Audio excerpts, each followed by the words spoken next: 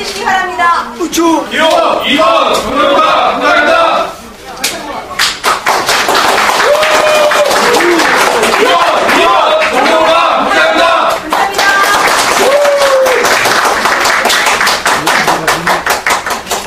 현재 오시기로 예정이 되어 있는 분들을 간략하게 말씀드리면 명진 스님께서 여기를 좀 방문하셔서 평소에 생각하시는 이야기를 아주 좀 편안한 분위기로 말씀을 주시고 싶다는 이야기를 하셔서 날짜를 지금 조정 중에 있는데 오시게 될 거고, 당장 내일 오후 3시에는 이런 형식은 아니더라도 태백산맥에 너무 존경스러운 분이신데 조영래 선생님께서 여기 방문을 좀 해주시기로 했습니다. 그래서 또 자연스럽게 이야기가 내일 오후 3시에 오시기로 했고요. 조영래 선생님이 여기 오시려고 하면서 안 그래도 종북 좌파라고 자꾸 저쪽에서 이야기하는데 나 때문에 더 빨리 그 이야기 들으면 어떻게 하느냐라고 되게 걱정하고 계셔서 굽히지 말고 오십사 해가지고 내일 오시기로 했습니다. 낙공수 TV 쪽으로 방문하는 것도 지금 좀 협의를 하고 있습니다. 이렇게 저희가 쭉 말씀드리는 이유가 좋은 세상을 꿈꾸는 정말 많은 분들이 강남을 선거에 되게 관심을 가지고 계십니다. 그래서 그분들이 바라는 승리를 얻기 위해서 지금 후보님 지금도 열심히 좀 뛰시다가 이제 조금 있으면 도착을 하실 거고요. 앞으로도 계속 좀 관심을 가져주시고 이 내용 등을 온라인 등을 통해서도 많이 알려주시기 바랍니다. 저는 사실은 부산 사람이고 이번 선거 때문에 강남이라는 곳에 처음 발을 디뎠습니다.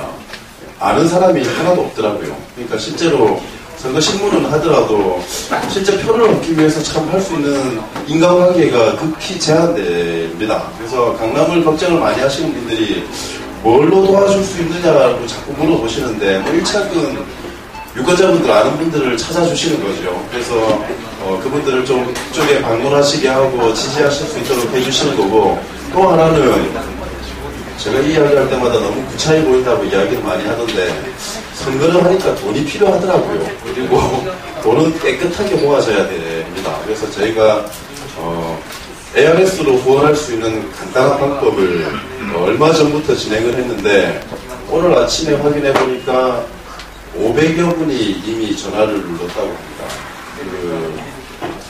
060-700-0411입니다. 3월 31일까지는 집 전화로만 가능하고 그 다음부터는 더더욱 편리하게 휴대폰으로도 가능합니다. 그래서 저번에 요령을 말씀드렸는데 전화기를 깜빡 놔두고 왔다고 하고 옆 사람 또도 흘려서 몰래 060-700-0411을 누르시고 아무 일도 없었던 것처럼 다시 주시면 또 그 사람이 어디 전화했을까 보다가 아니 이 번호는 뭐지 하고 한 번 더 누르게 되고, 그러면 휴대폰은 무차별적으로 후원이 가능하기 때문에 인간관계가 조금 상하지 후원은 충분히 많아질 수 있는 그런 여러 가지 장치들이 되어 있습니다. 그래서 이제는 저 사람을 그만 만나야 되겠다 하는 분이 있으면 가차없이 전화기를 빌려서 060-700-0411을 눌러주시기 바랍니다. 후보님이 오시면 자연스럽게 결합하시는 걸로 하고, 정말 바쁜 시간 내서 여기에 오신 오늘의 토크, 오늘은 떼담으로 이야기를 했습니다. 떼 토크 한 분이 하시는 게 아니고 세 분이 같이 앉아서 이야기하실 거기 때문에 원래 유세차 있는데 모셔서 현장에서 좀 진행을 하려고 했는데 날씨가 조금 너무 싸늘한 것 같아서 조금 좁지만 안에서 이렇게 모시게 됐습니다. 이해해 주시기 바라고요. 그분들 나오셔서 직접 좀 소개하시는 게 여러분들 보시기에 더 좋을 것 같고, 선대인 소장님은 조금 늦으신다고 합니다. 금방 도착하실 거니까 먼저 도착해 계신 두 분을 모시도록 하겠습니다. 큰 박수 부탁드리겠습니다.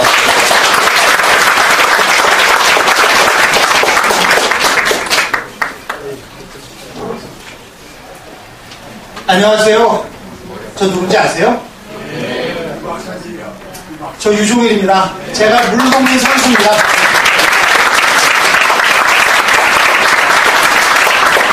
저기 오늘 예정되지 않았던 또 손님도 왔는데 같이 하는 게 좋을 것 같아요. 제가 두 분 먼저 소개하겠습니다.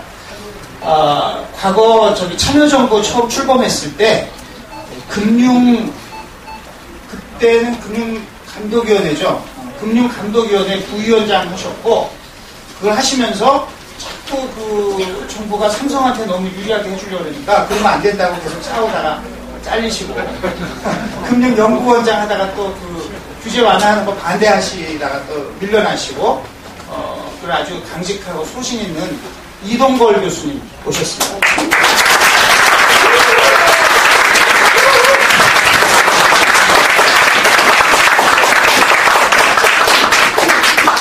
그리고 저기 요번에 민주통합당 비례대표 4번 받으신 저하고 경제민주화 특별위원회 활동 같이 하셨던 홍종학 교수님도 나오셨습니다.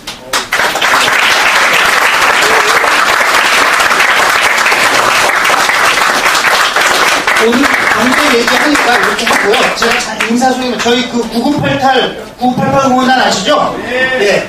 9988 응원단에 이호철 변호사님, 그 전에 삼성 떡값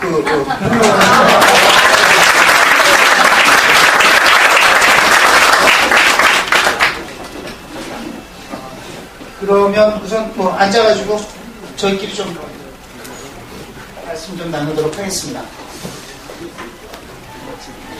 제가 이 사무실의 두 번째입니다. 처음 왔을 때 여기 참 이쁘게 잘 만들었다 그런 생각이 들었고요.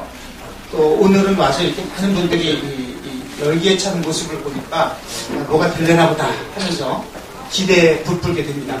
단 한 가지 아쉬운 것은 죄송한 말씀입니다만은 이게 우리 정동영 후보님께서 과거에 어떤 분들은 투표장에 안 오셔도 된다 이렇게 그 말 때문에 고생을 하셨는데 여기에 젊은 사람들이 더 많이 왔으면 좋겠다. 이 젊은이들이 투표율이 강남 선거의 승패를 좌우하는 가장 큰 변수가 되지 않겠는가. 그런 점에서 이 강남 현지에서뿐만 아니라 대학에서 여기 뭐 교수님들 계시니까 대학에서 강남 사는 학생들 위주로 해서 젊은이들을 많이 좀 조직하고 활성화시키는 그런 노력을 내가 해야 되겠다. 우선 그런 생각이 들었고요. 아무튼 뭔가 좀 될 것 같습니다. 홍종학 교수님 한 말씀.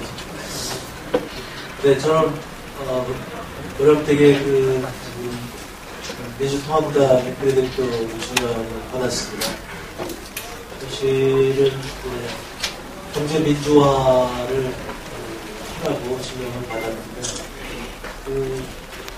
원래는 이제 유정열 교수님이 들어가셔야 되는데 유정열 교수님 물 드시다 보니까 그렇게 잘 말씀하십니다.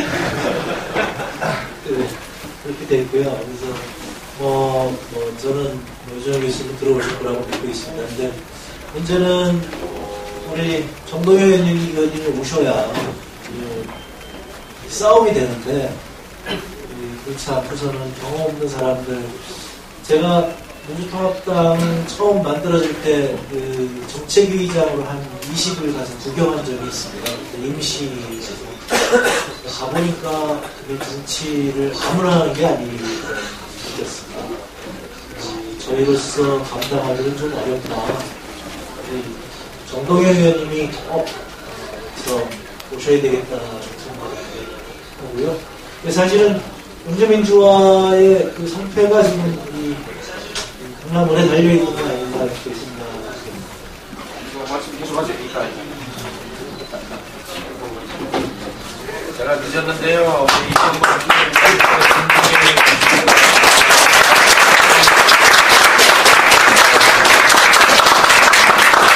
세 분은 좋은데 강남 유권자가 아니야.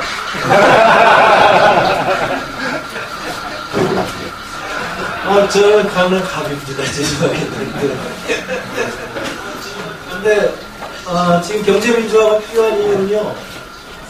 강남의 부자들이 어렵다고 그러세요. 그런데 가난하신 분들도 이해를 못 하실 거예요. 근데 부자들도 지금 어렵대요. 근데 다들 잠깐 내가 잘못해서 어렵겠거니 또 여기 계신 분들이 계속 그렇게 얘기하시잖아요. 눈높이를 낮춰라. 또 우리 대통령께서 좋아하시는 말씀이 있으시죠. 내가 해봐서 아는데 밤늦게까지 새벽까지 내가 일해서 자주선가해서 내가 이렇게 됐지 이런 얘기 하시잖아요. 근데 지금 대한민국은 그게 아니지 않습니까? 강남에서 힘들다는 얘기가 나옵니다. 나만 힘든 줄 알았더니 앞집도 힘들고 옆집도 힘들고 뒷집도 힘들고 다 어려워요. 미국의 그 유명한 교수님이 한 분 계시는데 이분이 요즘 길거리로 나오셨습니다. 로버트 라이시 교수라고 클린턴 행정부 때 노동부 장관 하시는 분이신데요. 그분이 그렇게 얘기하셨습니다. 미국에서 지금. 이게 혼자 어려우면 개인의 잘못인지 모른다. 근데 앞집도 어렵고 뒷집도 어렵고 다 어려우면 이거는 정부의 잘못 아니냐. 이건 국가의 잘못 아니냐. 그런데 불행하게도 저분들은 구멍가게가 20년 전에 없어졌다는데 보이지가 않는 겁니다. 투명인간이에요. 네. 그러니까 그 아주 굉장히 훌륭하신 분들 1% 그분들만 지금 괜찮으시니 그분들만 보이시니까 저는 이게 이번에 꼭 좀 바꿔야 되겠다 이런 생각을 꼭 하고요. 강남 분들한테 제가 꼭 드리고 싶은 말씀이 있어요. 이 정부는 지금 뭐 복지가 성장이나 지금 이 논쟁이 아니에요. 이게 창피한 정부죠. 창피한 정부. 우리 대한민국의 자존심을 무너뜨리는 정부입니다. 오늘 신문 보셨죠? 인간인을 어떻게 사찰해요? 민주정부에서. 그것도 한두 명이 아니고. 오늘 한겨레 신문 보셨습니까?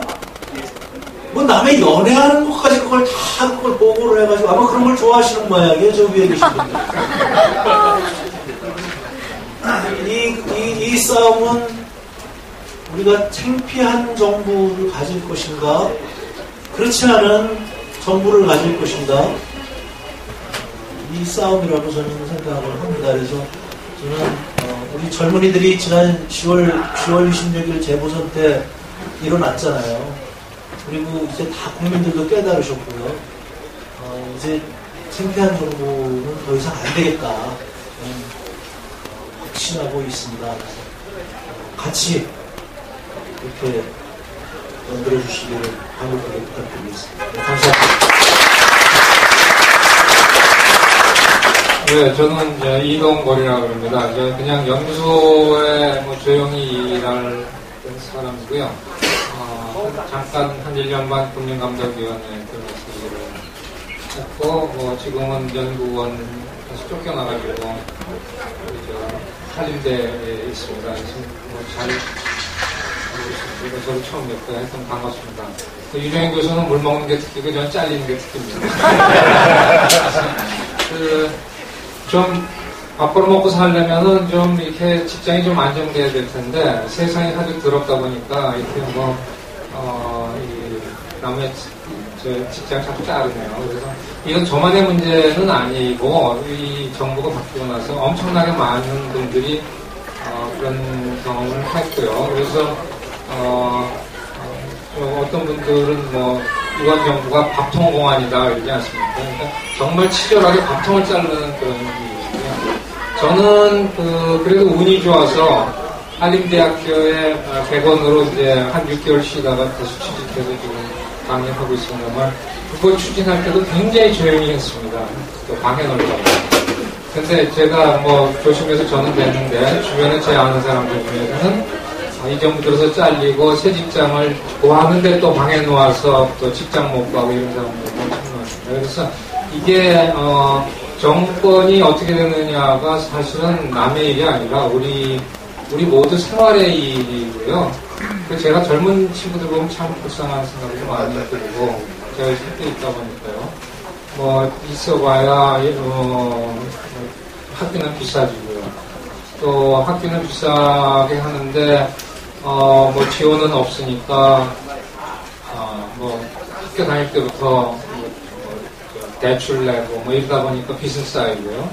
그래서 졸업도 하기 전에 뭐 어떻게 됩니까? 뭐 신용불량자 된다고 그래요. 신용불량자는 취직도 안 되는 아이들인데 제가 보면 학생들이 주변에서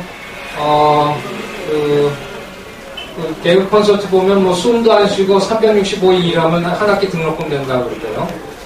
그렇게 보면은 등록금 구하려고 학교를 했다가 쉬었다가 하는 학생이 많은데 그렇게 어렵게 일하고 공부하고도 졸업해서 취직하기도 뭐하고 그런 거 보면 참 학교에 뭐 제가 다시 와서 보니까 너무 안 됐다는 생각이 들어요. 그래서 이게 대한민국의 젊은이들이 다 그렇다는 거는 그 친구들이 뭐 공부를 안 하고 뭐 실력이 없어서 그런 문제는 아니죠. 개개인으로 보면 뭐 공부 안 하는 학생도 있고 뭐 상대적으로 공부 안 하는 학생도 있겠지만 거의 모든 대학생들이 이렇게 힘들다는 거는 우리의 후배들, 우리의 자식들, 우리의 형제 자매들이 이렇게 힘들다는 거는 개개인의 문제가 아니라 제도가 잘못되고 나라가 잘못됐다는 얘기니까 이거는 이제 뜯어고칠 때가 되지 않았나 이렇게 생각이 듭니다. 근데 아까 저기 후보님께서 여기 세 사람이 여기 유권자가 아니라고 그런데 제가 여기 살 형편이 안 돼서 여기 못 살고요. 저는 송파에 살고 있어서 천정배영은 찍겠습니다. 그런데 이제 얘기를 들어보면은 사실 우리 강남벨트라는 게 굉장히 척박한 지역이라서 우리 정 의원님, 뭐 천 의원님 몇 분께서 정말 어렵고 뜻있는 이 대장정을 하셨는데 이분들께서 참 이 당선되는 날 대한민국의 정치가 바뀌고 나라가 바뀌지 않을까 이렇게 생각됩니다. 하여튼 끝까지 최선을 다해서 밀어드리도록 하겠습니다.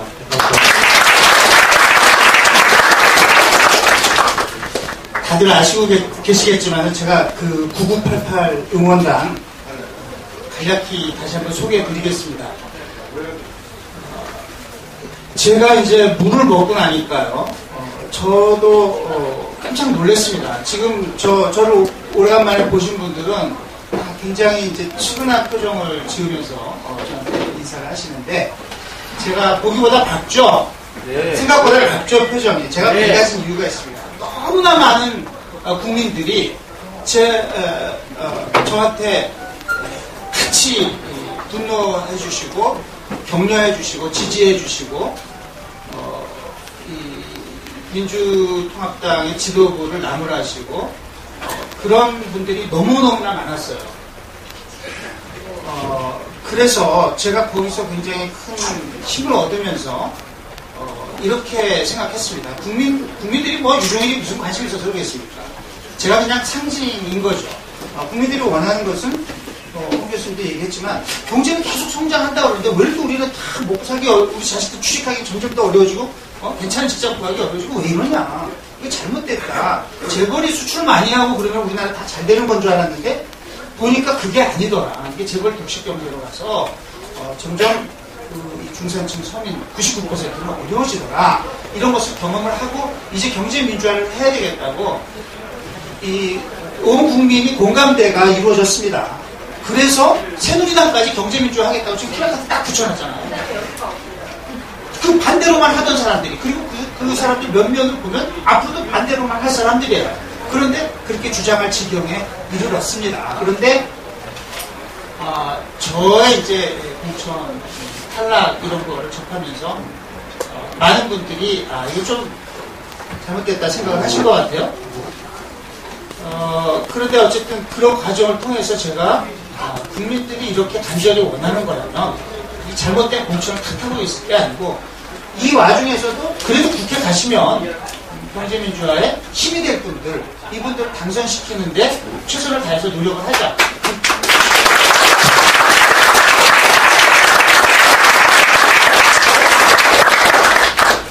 그것이 국민이 원하는 것이기 때문에 정당과 상관없이 이렇게 하자. 그래서 저희는 저희들이 호주머니 돈 털어서 독립 유세단을 만들어서 오늘 아침에 기자회견하고 지금 첫 활동이 오늘 이 자리가 저희 9988 응원단의 첫 활동이고요. 이 자리가 첫 활동인 것은 굉장히 의미심장합니다. 왜냐? 총선이라고 하는 것은 국민의 선택에 의해서 우리나라가 앞으로 어떤 방향으로 가야 되느냐 하는 것을 결정하는 민주주의의 축제라고 하지 않습니까? 그런데 전국 몇 개죠? 선거구가 246개입니까? 246개 선거구 중에서 대한민국이 앞으로 어디로 가야 되느냐 하는 것에 관한 가장 첨예하고 가장 명확한 선택지가 바로 이 강남을입니다. 맞습니까? 네.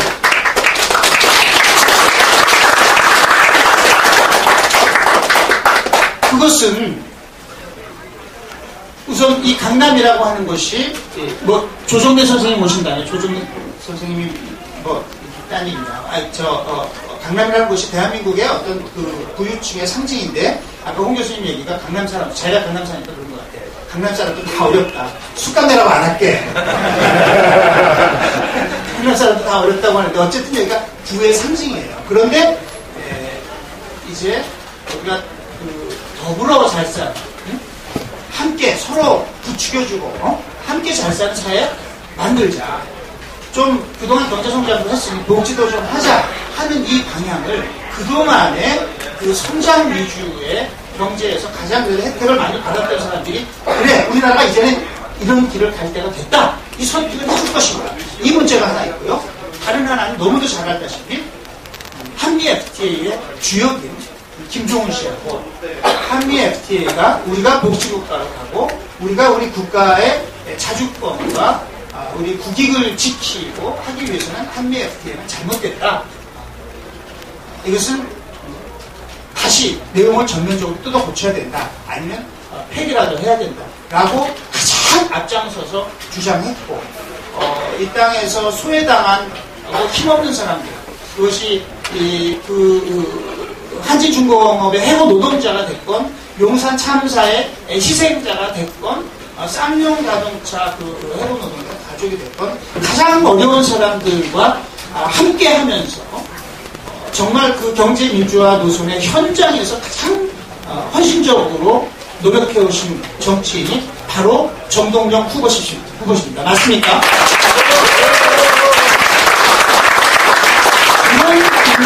그런 대결의 현장이기 때문에 이 자리에는 우리 사회에 정말 내노라 하는 지식인, 양심적이고 행동하는 지식인, 저만 빼고요. 들이 다 모여드는 것이고 전 국민이 관심을 갖고 지켜보는 그 선거의 현장이 되는 것입니다. 제가 잠시 말씀을 드리는 동안에 이름도 거창해요. 이게 혁명당 당수가 오셨습니다. 세금혁명당 선대인 대표께서 오셨습니다.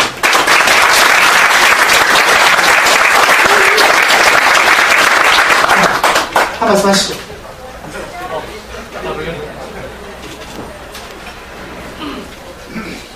예, 반갑습니다.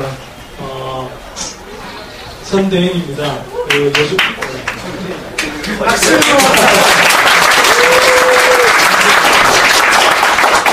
요즘은 나는 꼽살이다라는 팟캐스트 방송 때문에 선딜로 더 알려져 있고요.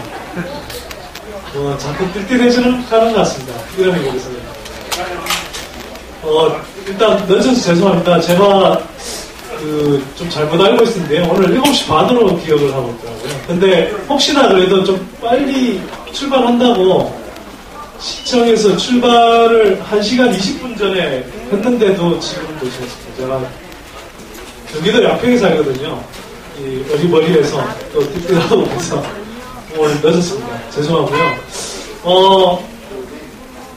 제가 좀 이따 자세한 말씀은 더 드리겠지만 오늘 그 정동영 의원 꼭 지원하고 싶어서 왔습니다. 그러니까 아까 이제 들어오면서 저 유정희 교수님 말씀 좀 들었는데요. 요 말씀만 일단 간단하게 드릴게요. 저는 몇 해 전까지 정동영 의원 되게 미워했습니다. 왜 미워했냐면 열린우리당 시절에 지난 정부의 황태자 이렇게도 불렸던 분 아닙니까? 그런데 그런 분이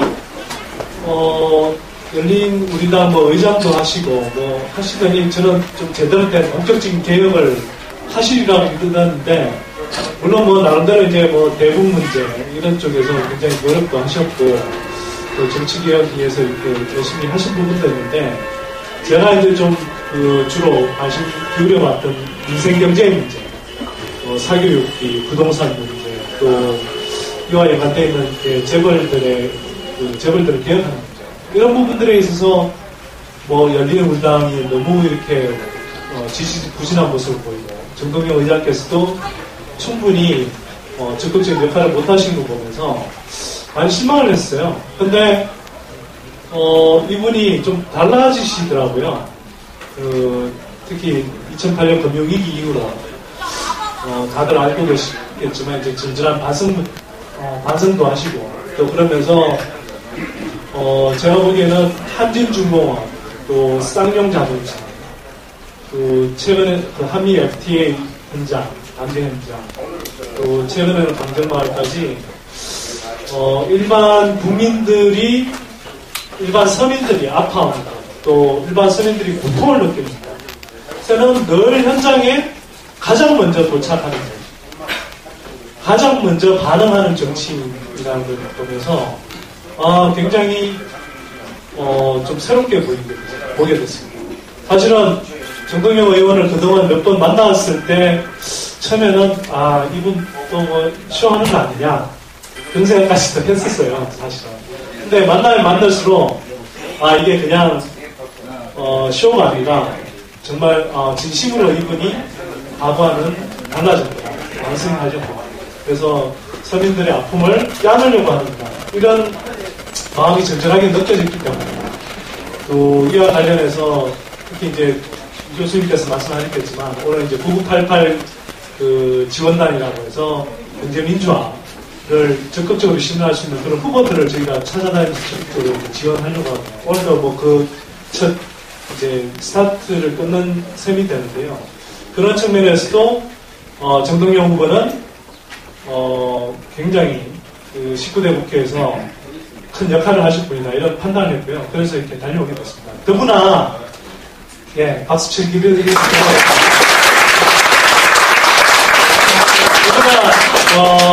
이분은 지금 강북이 어두컴컴하다고 그래서 이 강남에 빛을 찾으러 오신 분 계시잖아요. 그런데 그분이 사실은 자기는 빛을 찾으러 왔다라고 생각할지 모르겠지만 빛을 찾으러 온 게 아니라 좀 자기 그 무덤을 찾아왔다, 그런 상황이 됐으면 정말 좋겠습니다. 그리고 이 싸움은 정말 중요한 현장인데요. 한미 FTA가 격돌하는 현장이지 않습니까? 정동영 의원이야말로 이 정부 아래에서 가장 한미 FTA, 아까도 말씀드렸지만 가장 열렬하게 반대해 오셨던 분이고, 반면에 김정은 통상교섭본부장은 사실은 한미 FTA, 그것도 일방적으로 서민들에게 어떤 피해가 돌아가는지 이런 것들 따지지도 않고 굉장히 관료 독재적인 방식으로 추진해 오셨던 분입니다. 그렇기 때문에 정동영 의원이 이 강남을 지역구에서 김정은 후보를 격파하고 승리하면 대한민국이 승리하는 것이고 이 땅의 서민들이 승리하는 것이고 경제 민주화가 승리하는 그 척경이 되는 겁니다. 그러면서 많은 지원을 부탁드립니다.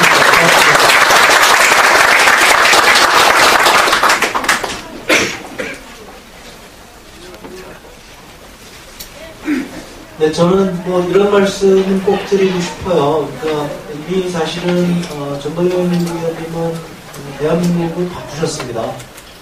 그 내막을 이제 잘 모르셔서 그런데 여기 9988 세단에 이상희 교수님이 계십니다. 이상희 교수님이 우리나라도 복지국가로 가야 된다 해서 복지국가 소사이어티를 만들고 이제 복지국가 운동을 했고요. 그래서 사실은 많은 분들이 지금은 이제 우리가 때가 됐구나, 이 공감대를 넓혀봤는데, 그때 그것을 크게 어떻게 뭐 부응했다고 그럴까요? 아니면 뭐 촉발시켰다고 그럴까요? 그것을 사실은 정동영 의원님이 하신 거죠. 그리고 이제 복지국가를 얘기하니까 복지국가가 그것만 하면 되느냐? 근데 사실 이제 이상희 교수님도 그렇고 저희 경제학자들도 그렇고 원래 이 복지국가가 그것만 가지고는 안 된다. 경제민주화가 중요하다. 그래서 이상희 교수님도 워낙 역동적 복지국가라는 표현을 하셨습니다. 근데 이제 원래 이제 유정 교수님이 그 분야의 전문이시니까 그 다음에 경제민주화를 보편적 복지와 경제민주화를 우리가 이것을 밀고 나가야 된다. 이렇게 해서 이제 새로운 국가를 찾아가야 된다. 역시 그것이 이제 우리 학자들끼리 이렇게 논의가 될 때 그것을 정치 현실로 만들어주신 분이 또 정동영 의원이십니다. 이미 대한민국이 지금 다 아는 저기 복사정당이 지금 복사해 놓고 있는 저 보편적 복지와 경제민주화, 이것을 대한민국이 가도록 하신 분이 바로 오늘 이 자리에 있는 정동영 의원님이라고 하는 것을 제가 꼭 좀 말씀드리고 있습니다. 그래서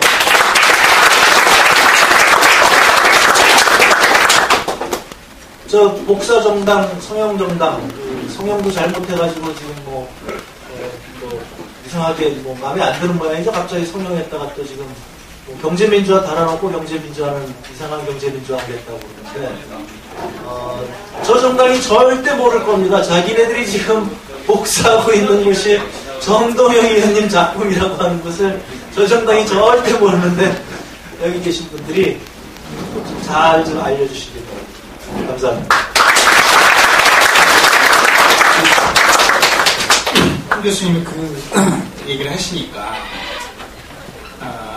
여러분들 지금 그 민주통합당의 정강 정책이라는 게 있습니다. 네, 우리나라 정당들이 좀 우스운 게요. 제가 그 옛 이야기 하나 해드릴게요. 너무 심각하게 안 들으셔도 되는데 우리 옆에 고생하시는 천정배 의원님, 송파을에 내일 저희 9988 응원단에서 천정배 의원님 찾아갑니다. 최재천 의원하고요. 찾아가는데 그 천정배 의원님이 이제 열린우리당 처음 만드셨을 때 만들고 원내대표가 되셨잖아요. 원내대표 선거에 나간다고 해서 저한테 좀 도와달라고 그러시더라고요. 그래서 그때 제가 이렇게 말씀을 드렸습니다. 제가 말을 이따위로 해가지고 제가 물을 먹는데요. 뭐라 그랬냐면은 그 열린우리당은 왜 만들었습니까? 내가 보기에는 다음 대통령 선거 때는 열린우리당은 없어질 텐데 제가 이렇게 딱 얘기를 했어요. 천정배 의원께서 놀라시기도 하고 기분도 엄청 상하셨을 거예요. 이 정치개혁을 위해서 굉장한 그 일을 했다고 생각하셨을 텐데 제가 거기다 대놓고 한번 여쭤보십시오. 만나면 대놓고 그랬습니다. 이거 뭐 몇 년 있으면 없어질 정당을 왜 만들었습니까? 제가 그랬어요. 뭐 기분이 언짢은데 저하고 또 워낙 그 인연이 오래고 친한 관계니까 무슨 소리냐 그러더라고요. 열린 우리당이라고 하는 것은 대한민국을 어떤 나라로 만들겠다고 하는 이념과 정강 정책이 도대체 없는 당이다. 당 이름부터 그렇지 않습니까? 뭘 하겠다는 당인지. 이 당은 도대체 대한민국을 어디로 끌고 갔다는 당이요? 난 그 얘기를 들어본 적이 없어요. 그렇기 때문에 이것을 우리가 전문 용어로 정치학자들이 그러죠. 주워 들었어요. 정치학자는 아니지만 포말 정당이에요. 거품처럼 생겼다가 없어지는. 우리나라 정당이 그렇잖아요. 도대체 이름이 오래 지속되는 정당이 왜 없죠? 그죠? 그랬더니 천정배 의원께서 그때 뭐라고 얘기를 하시냐면 솔직히 반성합니다. 저한테 상당히 존중되었어요. 솔직히 반성합니다. 그 문제를 별로 생각을 안 해봤다. 정당을 만들면서. 그러면서 옛날에 우리나라 그 정치인들 중에서 정당 여러 번 만드신 분이 계시죠. 김대중 대통령이십니다. 근데 김대중 대통령은 정당 만들 때마다 아무도 관심 없는데 혼자서 정당 정책을 이렇게 쓰신답니다. 그 양반 혼자 챙기셨답니다. 우리나라 정치가요, 다 지역 기반으로 해서 권력 투쟁해가지고 누가 권력 갖느냐 이것만 하지. 우리가 정말 우리는 무엇을 믿고 어떤 신념과 어떤 이념과 어떤 정책을 위해서 우리가 모여서 이것을 실현하기 위해서 국민들에게 권력 위임을 요청합니다. 이게 기본적으로 안 돼 있어요. 그래서 전당대회라는 것을 하면은 서양의 전당대회를 하면은 미국 그렇고 유럽도 그렇고 하면은 적어도 3일 아니면 일주일씩 모여가지고 정책에 대해서 토론합니다. 우리는 어떤 정책을 해가지고 국민들에게 호소할 것입니다. 그리고 맨 마지막에 지도부 뽑는 거예요. 우리나라는 모여가지고 누가 권력을 휘두를 것인지 그것만 정하고 끝입니다. 그렇죠? 그만큼 정강 정책에 대해서 우습게 생각하는 거예요. 그런데 지금 민주통합당의 정강 정책이 획기적으로 변했습니다. 그 이전의 정강 정책에 대해서. 홍 교수님 얘기했는데 그것은 정동영 의원님 지금 후보시죠. 이 강남구 후보님께서 결정적인 기여를 한 거예요. 그러나 그것의 현주소는 뭐냐? 정강정책 3호로는 경제민주화 실현이라는 것이 강령 제1조로 되어 있습니다. 그리고 보편적 복지 뭐 이런 것들이 쫙 들어갔는데요. 정동영 의원이 그런 정강정책을 진보적인 민주당의 정강정책을 만들 수 있었다고 하는 사실은 거꾸로 역설적으로 보입니다. 아직도 정강정책에 별 관심이 없는 거예요. 다른 사람들이 별 관심이 안 가지니까 우리 민주당에서 정동영 의원 힘이 있습니까? 없습니까? 없죠? 아직 학살 수준 아닙니까? 힘 없어요. 힘 없는데 다른 사람들 관심이 없고 여기 혼자 관심이 있으니까 그게 다 통과되는 겁니다. 이것이 문제라는 거예요.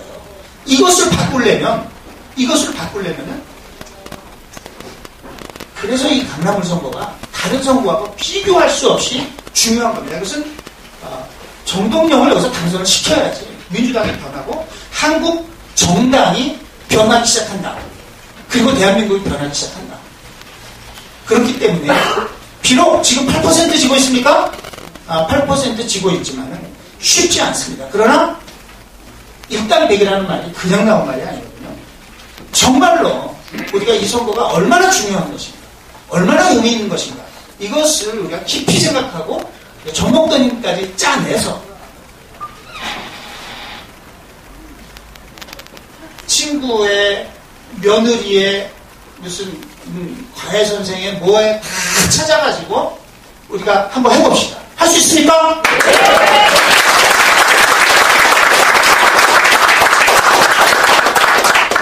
8%는 제 생각에는 이긴 것 같은데요. 아까도 말씀드렸듯이 이 정부 이상한 정부거든요. 인간일 사찰하고 그래가지고 사람들이 여론조사하고 오면은 이 야당 지지한다고 얘기를 못해요, 사람들이. 그러니까 항상 근데 저쪽 분들도 참 그게 이제 자업자득인데요. 항상 불안하신 거예요, 저분들. 그러니까 8% 이기면 저분들은 그게 최대예요. 그 이상은 안 되는 거죠, 저쪽은. 근데 우리는 8% 졌다 그러면 여기서부터 20%가 올라갈지 이게 실제로는 이건 모르는 거예요, 지금 항상. 그러니까 리펀트 이기고 있습니까? 네, 이게 제대로 사람인데.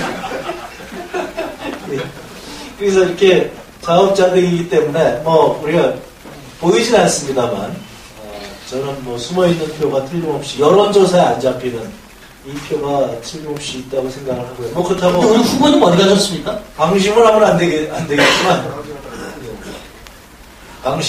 되겠지만 우리는 하여튼 지금 이게 최소한이고 여기 이미 올라가 있는지도 모르고 올라갈 길밖에 없기 때문에 우리는 항상 희망이죠. 왜냐하면 우리는 최소한이 오기 때문에 저쪽은 최대한이 그거고. 그러니까 저는 확신합니다. 우리 승리할 겁니다.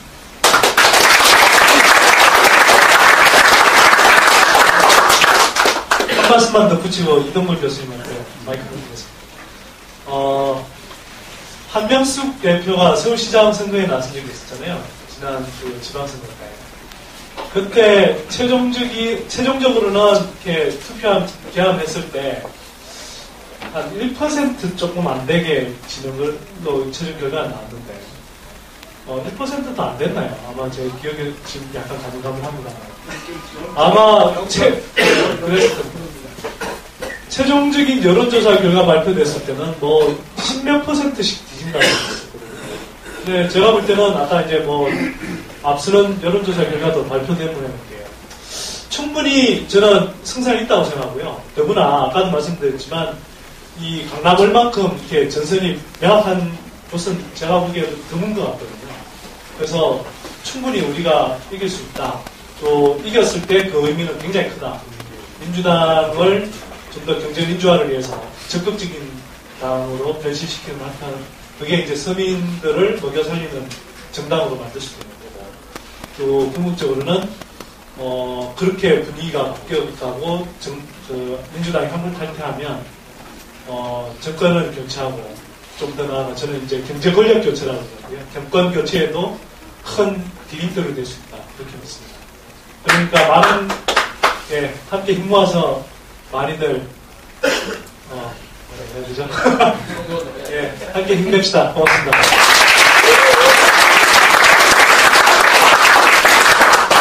뭐 선거라는 게 좀 심각하고 이제 진지하게 해야 되는 거지만 분위기가 좀 그러니까 제가 그냥 재밌는 얘기 한마디 하겠습니다. 오늘 한 두 가지만 얘기할 텐데 오늘 오다가 보니까 낮에 무슨 민간인 사찰 얘기가 나와서 시끄럽던데 2,600명인가요? 2,619명인가? 엄청난 규모의 민간인 사찰이 있었던데 그걸 보면서 든 생각이 대한민국에 그러니까 재벌 회장부터 기자까지 이렇게 고위 관료부터 이렇게 전반적으로 2,619명이 1차로 밝혀진 겁니다. 더 많을 걸로 알고 있는데. 근데 일단 2,619명 그러니까 드는 생각이 거의 2,619명에 안 들면 쪽팔리고 들면 겁나고 참 미묘한 생각이 드는데요. 근데 이 사회가 하여튼 건강이 됐습니다. 참 이 삐뚤어진 세상에 아까 여론조사 얘기하셨는데 여론조사도 틀릴 정도로 우리가 지금 의견 내는 걸 겁내는 사회가 되지 않았습니까? 그러니까 여론이 틀리고 또 그게 어떤 면에서 지금 우리 옆에 좀 고무적인 측면이기도 한데요. 하여튼 이런 사회를 바로 잡혀야 될 것 같은 생각이 들고요. 우리 실생활에 이제 직결되는 얘기입니다. 또 한 가지 이제 우리가 재벌 개혁을 해야 되는 이유를 여러 가지 말씀드립니다만 그냥 재미삼아 한마디 말씀드리면 제가 2003년도부터 2004년 8월 9월까지 금융감독위원회 부위원장 하느라고 좀 어려웠는데요. 그때 모 재벌 그룹의 모 생명보험회사에서 요새 말 잘못하면 명예훼손 쪽으로 자꾸 고소해가지고 겁이 나서 그냥 뭐 하겠습니다. S라고 하죠, S. S그룹의 S생명회사가 그 보험계약자, 그러니까 보험계약자라는 건 저입니다. 보험계약자의 돈을 엄청 속된 말로 삭혀먹어가지고 그걸 발견해서 그거를 좀 바로잡는 데 굉장히 애를 먹었는데요. 그 과정에서 참 어려웠어요. 그래서 밀고 땡기고 일이 잘 안 되고 그래서 이게 도대체 실무진만 이제 공권력을 갖고도 잘 안 되는 게 재벌의 힘이더라고요. 공권력이라는 건 국민의 힘 아닙니까? 근데 국민의 힘으로 국민의 재산을 찾아주는 것도 힘든 세상인가 하는 참 그런 한심한 생각이 들었는데 어쨌든 그래서 이게 이 실무진을 통해서 그냥 행정적으로 법칙대로 해서는 잘 안 되겠구나. 그래서 그 모 그룹의 2인자라는 모 씨를 내가 직접 한번 담판을 해야겠다.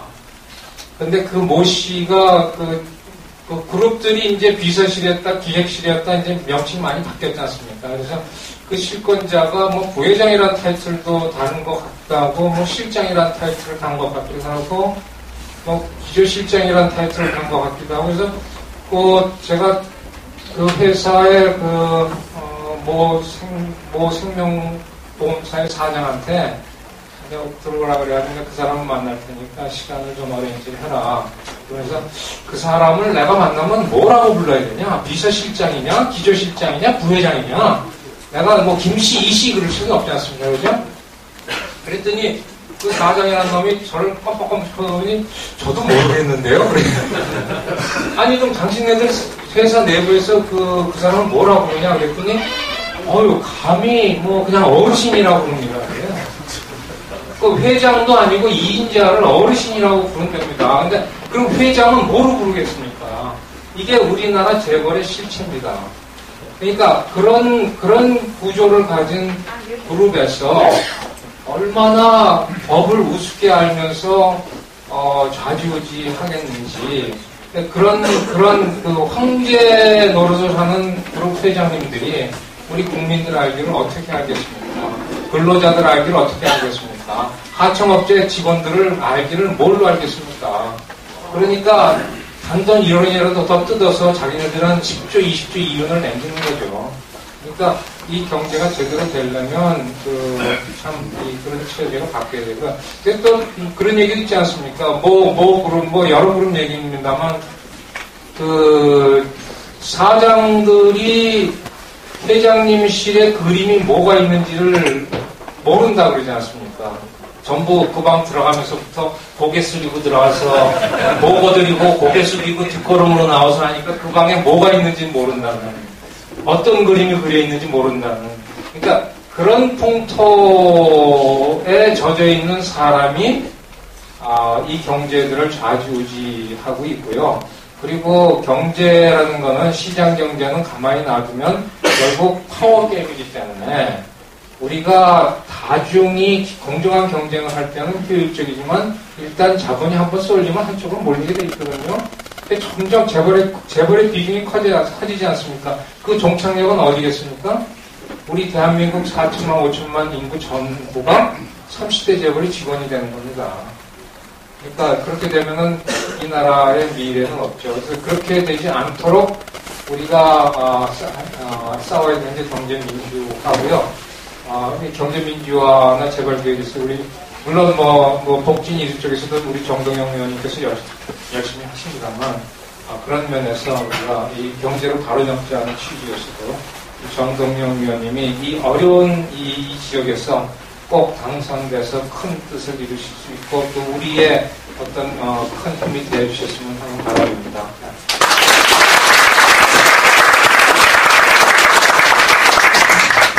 요즘 언론에서 말이죠. 얼마 전에 잡지에서 한겨레 21에서 대한민국에서 재벌이 가장 싫어하는 이름 그래가지고 김종인 박사하고 제 이름을 이렇게 해놨더라고요. 재벌들한테 가장 미움을 받다 보니 제가 참 두 발 뻗고 잠자기가 참 쉽지가 않은데요. 그렇게 해서 저보고 이제 재벌개혁 굉장히 이제 세게 주장하는 사람이다 이런 이미지가 있는 것 같아요. 사실 그렇습니다. 저는 재벌개혁이 정말로 필요한 거라고 생각하고 그래서 제가 과거에도 이제 노무현 대통령 후보 시절에도 저 열심히 듣고 했습니다만 제가 그때 원했던 건 재벌개혁을 좀 해주기를 기대하고 했는데 다 잘 안 되더라고요. 아직까지 잘 안 되고 재벌형이 자꾸 이제 막강해지는데 그래서 재벌개혁 주장하는 게 이게 과격한 거냐? 전혀 그렇지 않다는 겁니다. 지금 저희 앞에 이 4명 미국에서 공부한 사람들이 보니까 다 시장경제 신봉하는 사람들이고요. 그러나 시장경제라고 하는 것이 소수 힘 있는 사람들이 마음대로 탐욕을 부리고 다른 힘없는 사람들을 착취하고 이런 시장경제는 오래 가지도 못하고 건전하지 않은 거죠. 건전한 시장경제를 얘기하는 거고 재벌개혁한다는 것도 무슨 재벌이 돈 많고 그러니까 때려잡자 이런 게 전혀 아닙니다. 아니고 똑같이 법 좀 지키자. 우리 재벌 회장님들은 몇 조씩 횡령하고 몇천원씩 탈세하고 그래도 금방금방 다 나와요. 다 집행유예고 휠체어 타고 몇 번 왔다 갔다 하고 불락나락거리고 다 끝나요. 그리고 3년 받고 다 끝나요. 그런데 우리 서민들은 그렇습니까? 아까 나왔던 S그룹 얘기인데 S그룹의 노동조합을 거기는 못하게 하는 회사인데 거기서 노동조합 해보겠다고 한 사람이 명예훼손이라고 해서 다른 것도 아니고 명예훼손이라고 해서 3년 6개월 실형 살았어요.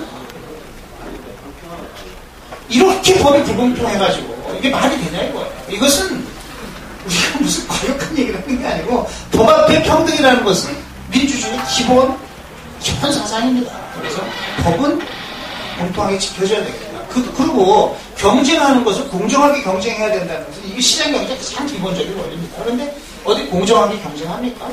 재벌 총수의 자녀들이 회사에 입사하면 20대 회사에 입사하잖아요. 임원되는데 제가 통계를 보니까 평균 3점 몇 년이더라? 4년이 안 걸려요. 3.7년인가요? 그러면 일반 직원들은 임원된다는 게 임원되기 전에 대충 다 잘리죠. 임원된 사람들은 굉장한 사람들이에요. 일 잘해가지고 아니면 줄 잘 타가지고 계속해서 잘 나가지고 임원된 거거든요. 그 사람들이 한 25년 걸려요. 이게 말이 되냐는 거예요. 불공정하게 공정하게 경쟁해야 된다. 요즘 골목상권 얘기도 나오고 다 있습니다만은 그래서 경쟁을 공정하게 해야 된다. 법은 똑같이 지켜야 된다. 거기서부터 출발하는 거고요. 지난 3년간 제가 숫자를 정확히 기억은 못했는데 우리나라 30대 기업이 매출이 한 55% 늘고 이익이 한 70% 가까이 늘었어요. 그럼 국민들은 어떻게 됐냐? 우리 가계에서들은 물가 상승률 빼고 나면 남는 게 없어. 그런데 씀씀이는 커지고 뭐 교육비 오르지 주거비 오르지 자꾸 이러니까 어떻게 돼요? 빚이 늘죠. 가계 부채만 늘었다 이거예요. 이러니까 이거는 아무리 봐도 이건 잘못된 거다.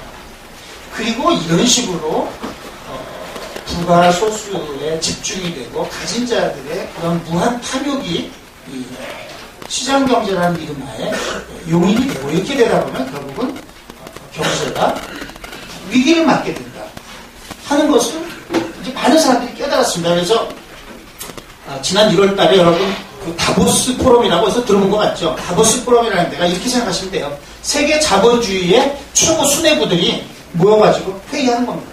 그 사람들이 뭘 얘기했냐? 대전환. 여태까지는 엄청 잘못됐으니까 대전환 하자는 거 아닙니까? 여태까지의 그런 탐욕과 무절제의 시장경제를 바꿔서 이제는 우리가 그 사회적인 약자도 돌아보고 가진 자들의 탐욕도 제어하고 그래서 더불어 살 수 있는 그 길을 모색해야 되겠다 하는 것이 세계 자본주의 수뇌부들이 모여서 한 얘기거든요. 그것을 하자고 하는데 우리나라의 재벌들은 엊그저께 제가 뭐 개인적으로 가까운 제가 모시는 선생님입니다만 정치적 행보와 관계없이요. 정업찬 선생님이 동반성장위원장직을 내던졌어요. 너무너무 답답해가지고 재벌들이 전혀 그런 인식이 없는 거예요. 전혀 협조를 안 하니까. 그리고 정부도 말만 그러지 되는 일이 없으니까 좀 내던지셨거든요. 그래서 이것은 결국은 국민들이 우리 손으로 바꿔야 된다. 우리 손으로 어떻게 바꿉니까? 우리가 재벌을 어떻게 바꿉니까? 정동력을 뽑아서 바꾸자 이런 얘기입니다.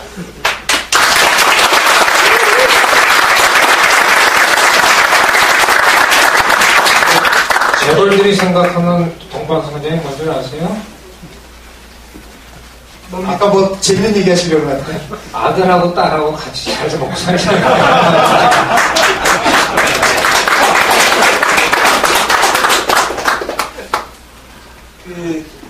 저는 사실 이 문제가 조금 심각해졌습니다. 우리나라가. 그래서 제가 강남에 계시는 분들한테 꼭 이런 말씀을 드리고 싶어요. 왜냐하면 요즘 언론에서 저 같은 사람 힘도 없는데 이제 이 사람마저 지금 싹을 밟아버리려고 쟤 때문에 걱정된다.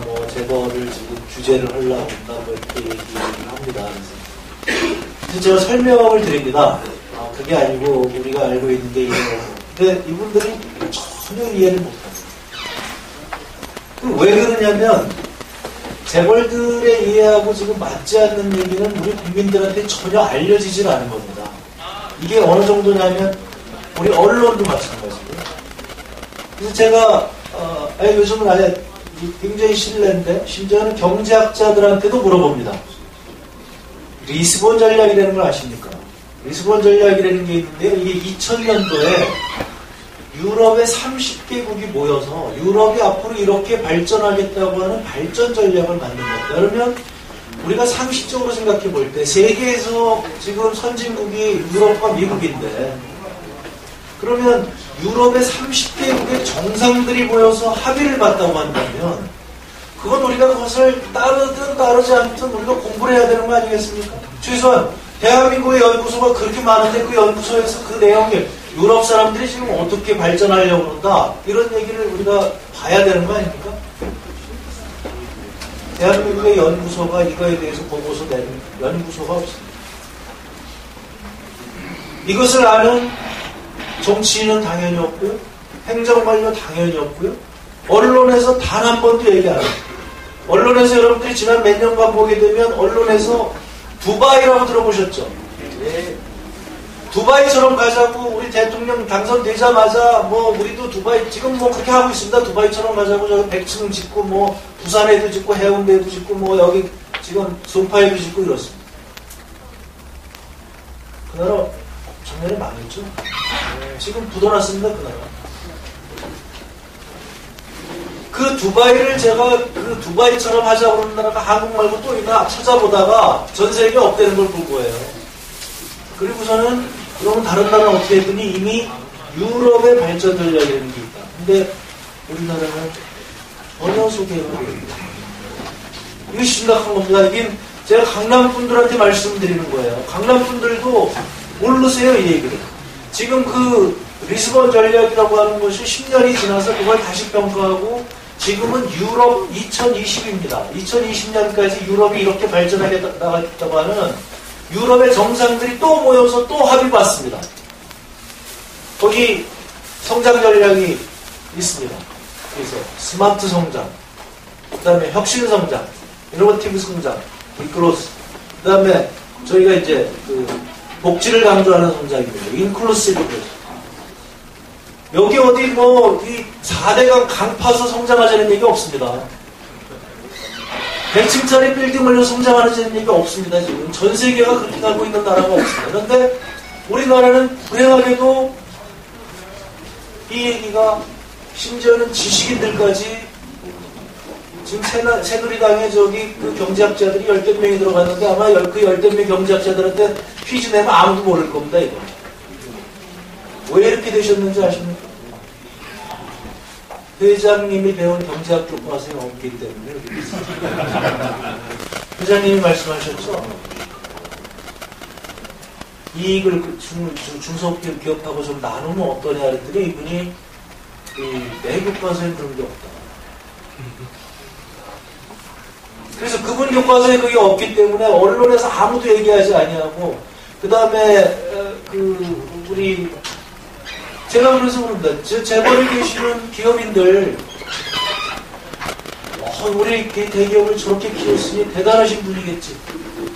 이런 기초적인 상식도 없으신 분들이 지금 우리나라 대기업 재벌을 하고 계십니다. 이거는 우리 국가적으로 아주 정말 문제가 심각한 것이죠. 이런 심각성을 이번에 좀 바꿔주시면 저는 강남 주민들에게 간곡하게 좀 부탁드립니다.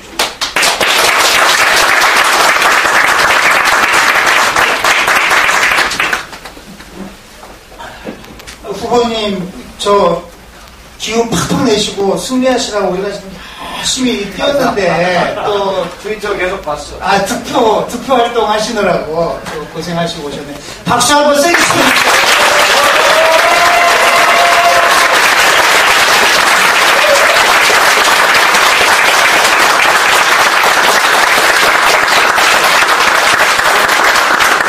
저를 모를 거 아니야.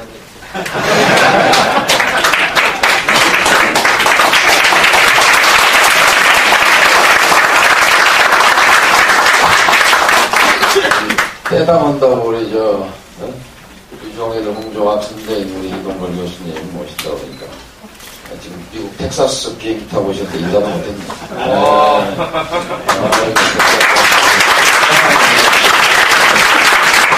LA에서 오신 이선주 목사님, LA에서 오신 미주평통 전 회장 이동수 회장, 아리조나에 LA에서 로스앤젤레스로 오신 세계적으로 지금 여기 토론토. 토론토에서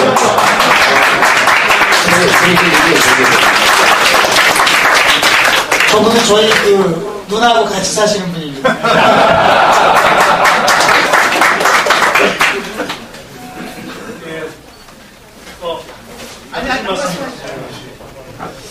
제가 말씀을 좀 이어가겠습니다. 아까 홍정학 교수님 말씀하셔서 제가 생각이 나는데요.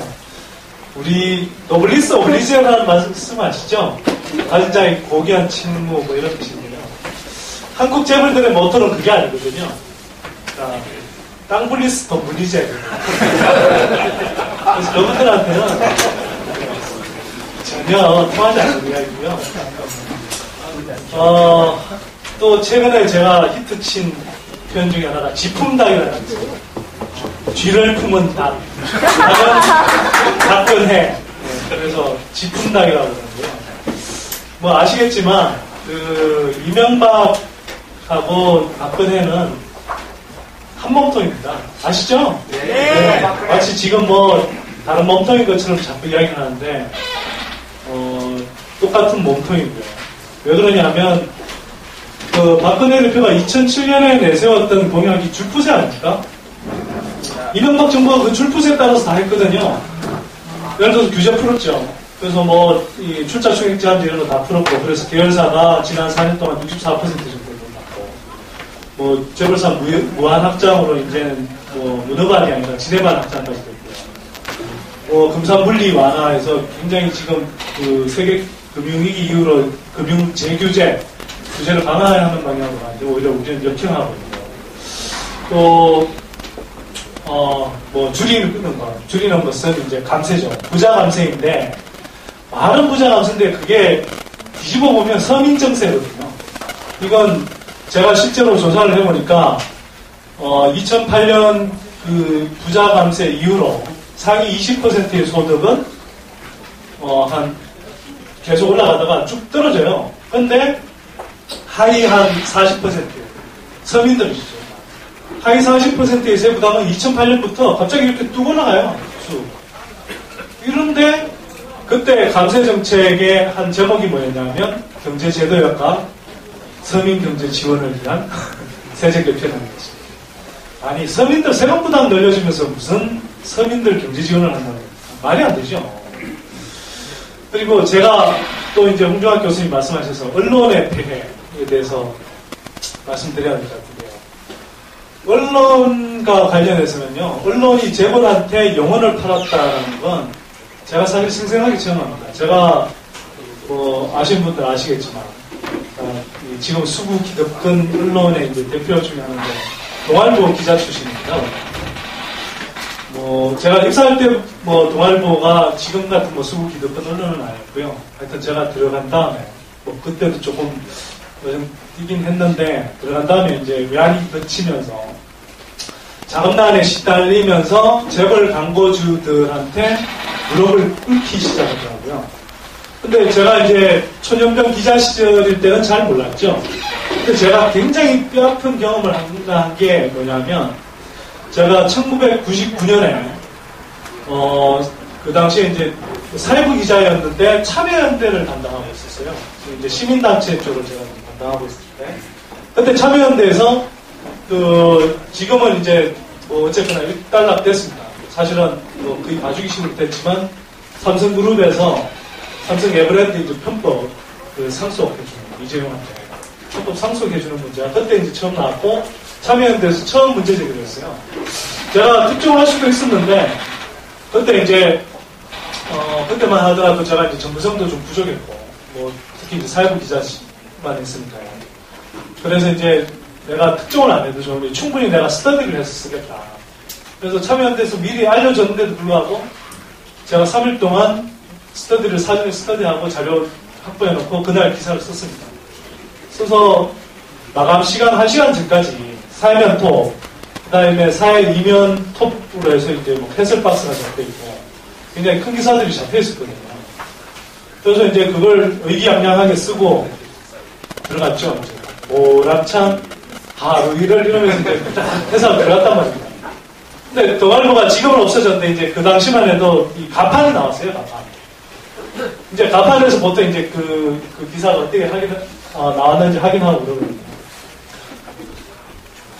그런데요. 회사에 들어가서 초판 신문이 나와서 사회면 쫙 펼쳤는데 기사 한 줄이 없더라고요. 그때 그 어린 마음에 그 허탈한 마음이라는 게요. 이루 말할 수가 없더라고요. 그래서 그 다음날 마침 제가 이제 사회부 내근을 해서 저희 이제 담당 데스크한테 물어봤죠. 아니 어제 쓰라고 한 그 기사가 어떻게 됐냐 도대체. 그랬더니 사회부 데스크가 모르겠대요. 자기가 어떻게 된 건지. 진짜 황당하더라고요. 이게 사회부 사건 팀장이 마감 시간 1시간 전까지 빨리 기사 안 보냈냐고 저를 엄청 쪼았거든요. 근데 그 사건 팀장이 들은 말은 뭐 유령한테 들은 겁니까? 황당하죠. 근데 나중에 시간이 지나 보니까 이게 이제 일회성이 아니고 계속되는 거죠. 그리고 몇 달 있다 보니까 그 동아일보 김재열 씨, 이제 동아일보 명예회장의 그 둘째 아들이고요. 저쪽 삼성과 이건희 회장의 둘째 딸 이서연 씨하고 결혼을 하더라고요. 그러니까 그 뒤부터는 뭐 그전에도 그랬지만 동아일보 지면에서 삼성을 비판하는 기사는 거의 찾아보기 힘들었어요. 오히려 이건희 회장 무슨 뭐 별것 아닌 이야기를 가지고 막 스토리, 인생 스토리 막 이렇게 엮어서 연재하고 막 그런 식의 찬양 일색의 보도. 이분은 성대인님이시고요. 그러니까 삼성만 그런 게 아니고요. 그 언론사들이 재무 구조가 취약하다 보니까 특히 광고 수입이 계속 재벌 광고주들한테 의존하다 보니까 계속 재벌들 옹호해주고 찬양해주는 그런 기사들만 양산됩니다. 그러다 보니까요. 아까 유정일 교수님도 말씀하셨지만 공식적으로 밝혀진 것만 이건희 회장 비자금 4조 5천억이 나왔거든요. 그렇게 해서 뭐 어쨌든 삼성 특검에서 간대한 처분을 받았음에도 불구하고 뭐 이렇게 이 처분을 받게 됐는데 139일 만에 실형 한 번 살지 않고 나왔죠. 나온 다음에 이건희 회장이 뭐라고 그랬습니까? 이건희 회장이 이렇게 말씀하셨습니다. 온 국민이 정직하였으면 좋겠다. 이분들이 그러니까요. 이분들은 그러니까 우리하고 같은 단어를 쓴다고 생각하시면 안 됩니다. 이분들이 도덕적으로 완벽한 접근으로는요. 그걸 도덕적으로 완벽한 접근이라고 알아들으셔야 돼요. 747 그러면 칠 수 있는 사기는 다 친다 이렇게 알아들으시면 돼요. 자, 그러면 어떻게 하려느냐? 낙곱살 방송을 해주십시오. 낙곱살 아시죠? 예. 낙곱살은 이렇게 그 재벌 광고주들한테 짓눌려서 제대로 진실을 전하지 못하는 한사의 경제 구조, 서민들의 아픔 이런 것들을 제대로 알려드리기 위해서 지금 저하고 우석훈 박사님, 김미아 분이 이렇게 참여 연습하고 있습니다. 많이들 좀 들어주시면 감사하고요. 그거 듣기 전에 어쨌거나 이번 4.16 총선에서 정동영 의원 당선되는 모습 꼭 봤으면 좋겠습니다. 고맙습니다.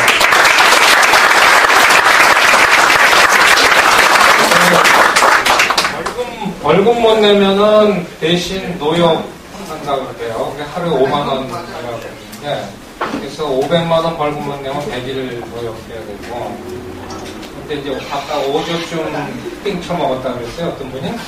그러면 내가 이렇게 해보니까 1억 1이네요. 1억 1 노역하면은 그게 면제되는 액수니까, 참 여기 솔직히 비공식적으로 하도 요새 이제 세상이 이렇게 힘들고 또 더럽하니까 비공식적으로 이렇게 조사들을 해본 얘기들이 있는데 도대체 얼마쯤 돈을 주면 한 10년, 5년 살 각오가 됐냐. 그러니까 일반 중산층 직장인들이 한 50억만 주면 한 10년 살겠다. 그런 얘기들을 한답니다. 그러니까 이 세상이 얼마나 힘들어졌는지. 근데 저 사람들은 그냥 맥주 원두 그냥 먹어가지 않습니까? 그러니까 이게 얼마나 이 불합리한 사회고 불평등한 사회인지. 서민들은 여러분들 저도 서민이지만 월급쟁이 사실 단돈 100만 원 학비 낼 때 되면 300만 원, 400만 원도 쉬운 돈은 아닌데요. 그리고 제가 이 학교에 이제 전 영수에 있다 학교에 지금 3년 내가보다만 학교에 가 있다 보면 참 시간이 없어서 공부를 못하는 학생들이 많아요. 뭐 하냐 그러면은 물론 술 먹고 노느라고 공부하는 학생도 있습니다. 저희도 술 먹고 노느라고 공부 안 했으니까.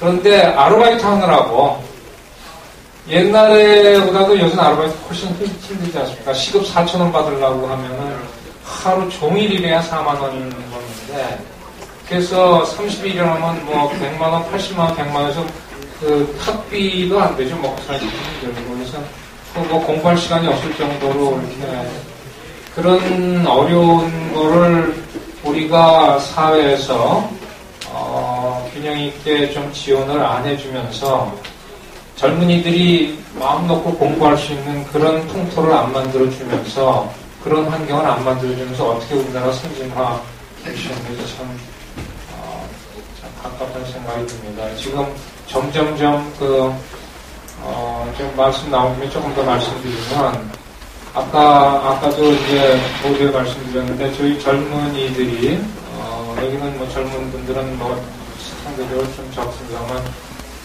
여러분들의 자녀들, 또 여러분들의 이웃에 있는 젊은 친구들 보면 어렵게 공부하고 지금 학자금 대출해서 빚값하면서 아르바이트 하면서 공부하고 그러다가 이제 어렵게 이렇게 직장도 어렵지 않습니까? 비정규직으로 시작해서 정규직으로 되는 것도 어렵지만 그래서 어렵게 정규직으로 뭐 직장이 됐다 하더라도 이제 고령화 사회가 되니까 고령화 사회가 되면은 소위 부양 비율이 올라가지 않습니까? 그러니까 부양 비율이라는 거는 일할 연령대의 사람 대비 이 65세 이상 인구가 몇이냐. 그게 사회적으로 우리가 일하는 사람들이 어떻게 우리의 노령층을 부양하느냐 이제 그 문제거든요. 근데 그게 지금 과거에는 10대 1이었습니다. 노령층 한 분의 젊은 층 일하는 20세에서 60세까지, 64세까지 인구가 10명이 일해서 노인 한 명을 부양하면 되는 사회였는데, 저희 나라가 전 세계에서 가장 빠른 초고령화 사회가 돼가니까, 이게 지금 1대4, 뭐 이렇게 되다가, 한 2050년 되면 1대2까지 됩니다. 그러면 1대2까지 된다는 건 무슨 얘기냐면, 2명이 일해서 한 분을 부양하게 된다는 얘기거든요. 우리 국가 전체에 2명이 일해서 3명이 먹고 살아야 된다는 얘기입니다. 그때 되면 소셜 서비스에 대한 그 수요도 엄청나게 늘 테고. 그러니까 지금 이 젊은이들은 지금 직장도 어렵고 정규직도 어렵고 월급도 많이 못 받는데 한창 일할 때 30대, 40대 되면은 이제 그 노인들 부양해야 되기 때문에 엄청나게 또 세금도 많이 내야 됩니다. 그러고 나서 노인 부양하고 나서 이제 이 친구들이 2050년쯤 은퇴할 때쯤 되면요 국민연금이 고갈돼서 자기네들은 먹을 게 없어요. 굶어 죽어야 돼요. 그래서 이게 제가 학교 가르치면서 젊은 20대 애들을 보면서 또 제가 우리 집에도 이제 큰 애가 29이고 작은 애가 22입니다. 딸만 있는데요. 걔네들을 보면서 이렇게 보면 참 너희들은 저주받은 세대다. 내가 너희들한테 할 얘기가 없다. 그러니까 뭔가 이 기성세대가 이 돈 있고 뭐 돈 없고를 떠나서 우리 지금 기성세대가 힘을 합쳐가지고 젊은이들한테 뭔가 좀 도와주고 젊은이들의 생산성을 높이고 출산율을 높이고 우리 경제가 좀 더 이 고령화를 늦추면서 지속적으로 성장할 수 있는 이런 기반을 만들어줘야 될 텐데 지금 여전히 부자들은 왜 내 돈 갖고 그러느냐 나만 잘 먹고 잘 살면 된다 그렇게 얘기하죠. 근데 이 사회라는 게요 부자가 나만 잘 먹고 산다고 되는 게 아닙니다. 이 고령화 사회가 들고 우리 경제가 이 침체로 들면요 가장 먼저 폭탄 맞을 때가 여기 강남 성구입니다. 집값 제일 많이 떨어질 테니까요. 근데 이 사람들이 그 자기네들 발등의 도를 몰라요. 그러니까 이런 거를 빨리 좀 깨우치고 우리나라가 지금 잘 사는 사람, 좀 어려운 사람 서로 도와가면서 우리 성장 잠재력을 좀 높여야 되는 그런 절대절명의 시기인데요. 그게 경제 민주화입니다. 그게. 같이 조화롭게 살고 조화롭게 지속 가능한 성장 잠재력을 높이자. 이게 경제 민주화인데 이게 경제 민주화하자 그러면 지금 새누리당은 자기네들도 한다고 그러지만 그거는 그냥 말뿐인 경제 민주화고요. 경제 민주화하자 그러면은 보수들은 그게 마치 잘 사는 사람한테 뺏어서 못 사는 사람한테 주는 이런 걸로 생각하지 않습니까? 그게 아니라 우리가 능력 있는 대로 몰아서 우리나라가 좀 더 잘 살게 만들자 하는 거니까요. 그런 면에서는 우리가 모두 좀 생각을 좀 바꿨으면 좋겠고 또 한 가지 좀 그렇게 고무적인 거는 젊은 친구들은 여기 강남 사는 애들도 이제는 이대로 남겨야겠구나, 좀 바뀌어야겠구나 하고 느낀답니다. 젊은 애들은, 20대, 30대는. 그런데, 이게, 민주통합당이 되면은 우리 아버지한테 세금이 많이 때려서 내가 좀 손해보지 않을까. 그래서 걱정이 돼서 또 새누리당을 찍는다는 사람도 있고, 이렇게 그런 인식, 그런 개인적인 이미지는 보이고요. 학교에서 학생들 교육 좀 잘 좀 시켜주세요. 근데 저는 추천해서 시키기 때문에 그게 잘 안 됩니다.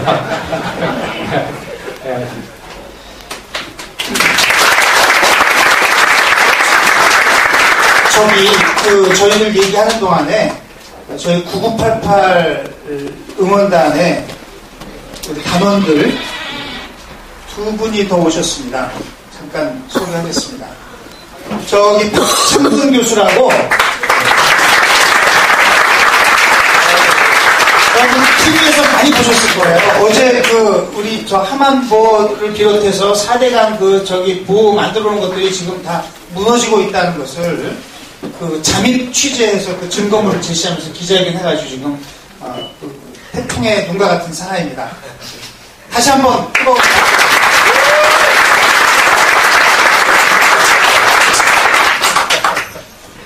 윤원일 총장 어디 가셨나? 저희 안중근 우리 요즘 우리나라 대통령이 무슨 일본인이라는 설도 있고 여러 가지 있습니다만 우리나라의 정말 민족 정신을 지키는데 우리 안중근 의사의 정신을 또 동양평화 사상을 일찍이 제창을 하셨고 굉장히 중요한데 안중근 의사 기념사업회 사무총장 하면서 저희 유세단으로도 같이 참여하신 분이 아까 있었는데 담배 피러 나는 것 같습니다. 그래서 일단 저희들이 계속 떠들어가지고요. 여기서 잠시 한 타임 쉬고요. 홍준학 교수님 바쁘신 것 같으니까 하시고 미국에서도 오시고 캐나다에서도 오시고 각지에서 오셨는데 좀 질문도 하시고 아니면 소감도 얘기하시고 한 말씀 좀 자유롭게 조금 하시면서 조금 2부 순서를 진행했으면 어떨까 생각합니다. 그렇게 할까요? 네.